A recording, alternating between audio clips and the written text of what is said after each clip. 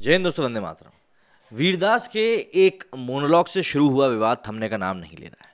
जहां मध्य प्रदेश के गृह मंत्री नरोत्तम मिश्रा जी ने ये कह दिया है कि भाई अब वो कोई भी शो मध्य प्रदेश में नहीं कर पाएंगे, वहीं कई जगहों पर उनकी कंप्लेंट किए जाने की भी खबरें निकलकर सामने आ रही हैं। वहीं जो वीरदास के फैंस हैं वो लगातार इस बात को बोल रहे हैं कि भाई वीरदास ने आखिर गलत क्या कहा है, उसने तो पूरी कंट्री को बस पोर्ट्रे किया है बाहर जाकर।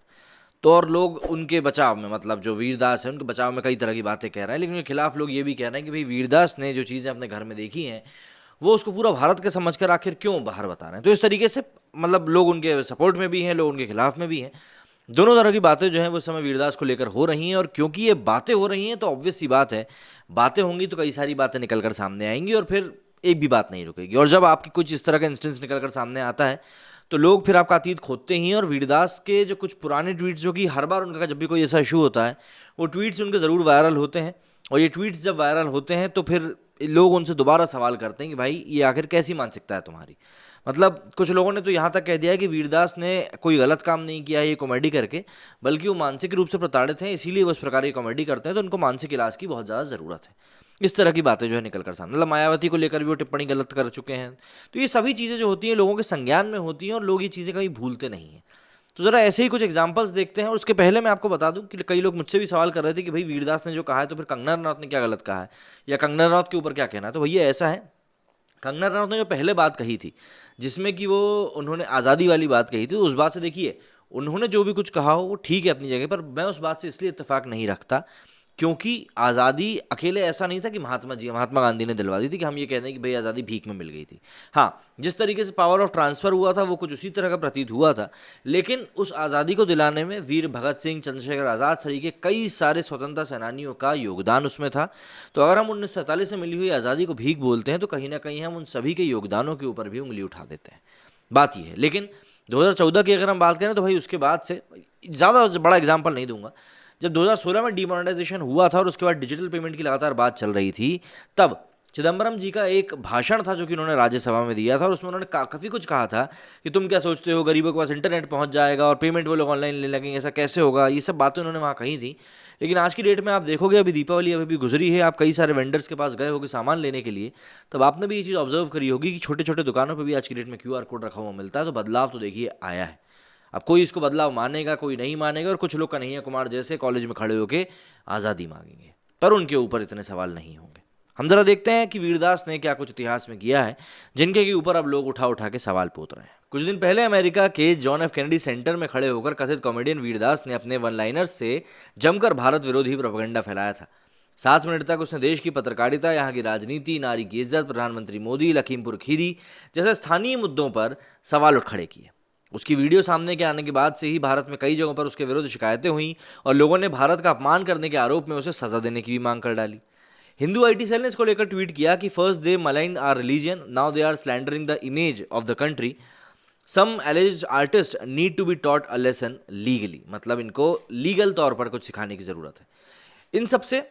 इन सब के अलावा सोशल मीडिया पर उसके कुछ पुराने पोस्ट और ट्वीट सोशल मीडिया पर सामने आए, जिसने दर्शाया कि वो वीरदास जो भारत को बलात्कारियों का देश बताता है, वो असल में खुद महिलाओं पर भद्दी टिप्पणियां करने से भी गुरेज नहीं करता।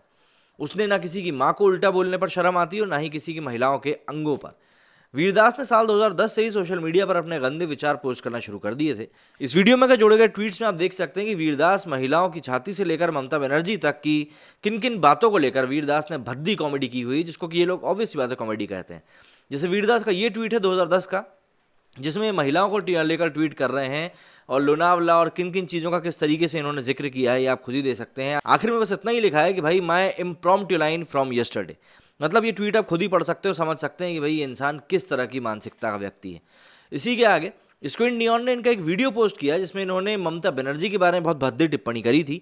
ये ट्वीट मैं अपने ट्विटर के ऊपर रिट्वीट कर दूंगा, वहाँ जाकर देख सकते हैं, क्योंकि ये वीडियो जो है वो इतना भद्दा है कि मैं यहाँ आपको प्ले करके नहीं दिखा सकूंगा, बस आपको यहाँ पर उस ट्वीट का स्क्रीनशॉट दिखा रहा हूँ। उसकी कॉमेडी की एक वीडियो है जिसमें उसने यूपी की मुख्यमंत्री और दलित नेता मायावती को भी मर्दों जैसा बताया था और उनकी आवाज़ को पेंगुइन जैसा कहा था। उसके बाद भी काफ़ी विवाद हुआ था, और ये इंसान महिला सशक्तिकरण की बात करता है और दूसरी तरफ महिलाओं को खुद ही बुरा भला भी कहता है। इतना ही नहीं, वीरदास के मन में बुजुर्ग महिलाओं के प्रति कितनी इज्जत है इसका मालूम उनके ट्वीट से चलता है, जिसमें उसने लिखा है कि 17 घंटे काम करने के बाद उसकी आंखें दादी माँ की छाती जैसी हो गई थी। मतलब आप खुद ही अंदाज़ा लगा सकते हो। इसके ऊपर रश्मि ने ट्वीट किया, रश्मि सावंत ने, लिखती है कि I come from in India where I can be a womaniser by the day and a feminist by night. बहुत अच्छी तरीके से यहाँ पर लताड़ लगाई गई है। उसका एक और ट्वीट एयरपोर्ट पर घोषणा करने वाली महिलाओं के लिए भी है, मतलब जो अनाउंसर होते हैं ना, जो अनाउंसमेंट करते हैं, उनके लिए भी है। उसमें लिखा है कि मैं चाहता हूं कि कोई एयरपोर्ट पर अनाउंसमेंट करने वाली महिला के साथ सेक्स करना शुरू करे और बीच में रुक जाए ताकि वो बोल सके कि कृपया ध्यान दीजिए। मतलब आप अंदाज़ा लगाइए कि किस प्रकार की मानसिकता है इन भाई साहब की। शेफाली वैद्य ने इसको लेकर ट्वीट किया है कि why did you delete these tweets and run away squealing like a pig Vir Das. मतलब आप समझिए कि क्या चीज़ है। मतलब कुछ एक ट्वीट्स थे जो कि इन्हें लगाए हैं यहाँ पर, जो कि अब ट्वीट डिलीट कर दिए गए हैं। दिलचस्प बात यह है कि देश की आम महिलाओं से लेकर प्रतिष्ठित पदों पर रहने वाली महिलाओं को लेकर भद्दी राय देने वाले वीरदास आज भारत के लिबरल धड़े में सबसे मशहूर है। खुलकर उनकी देश विरोधी कविता पर उनका समर्थन किया जा रहा है और केवल वीरदास ही नहीं, ऐसे तमाम कॉमेडियन जिनकी भाषा हमेशा भारत विरोधी और महिला विरोधी रहती है वो नोटिस की गई।